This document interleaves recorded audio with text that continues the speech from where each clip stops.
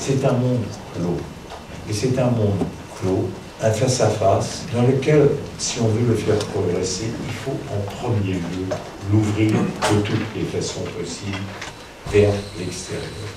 Que ce soit sous la forme de permission de sortie, ou que ce soit ce qui est infiniment précieux, sous la forme de visite, de contact avec l'extérieur. À chaque fois, vous brisez ce qui est la première des malédictions carcérales, l'opacité, le monde clos, et l'absence de possibilité pour les prisonniers de regarder à travers les yeux de ceux qui les voient.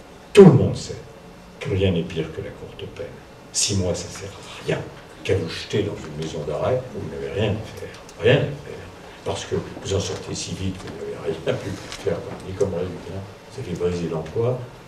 Vous êtes celui qui est allé en prison, donc dans la famille, on sait ce que ça veut dire, dans le voisinage, ce que ça veut dire. Et finalement, quel est le profit social? Je vois bien quel est le coût social, mais le profit social. Ah, ça servira d'avertissement. L'avertissement à qui et à quoi? Bon. Donc, la courte peine qui bourre les prisons, et qui est la marque de notre temps, c'est une aberration. Clairement, c'est une aberration. Parce qu'on oublie toujours cette vérité essentielle.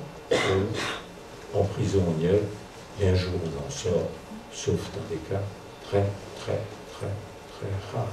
C'est pour dire combien l'action dans ce domaine-là est nécessaire et en même temps difficile. Et on doit savoir ce qu'on veut comme justice, où on a une justice d'insertion, de réinsertion, où on a une justice d'élimination, mais la conciliation entre les deux, elle ne peut pas procéder.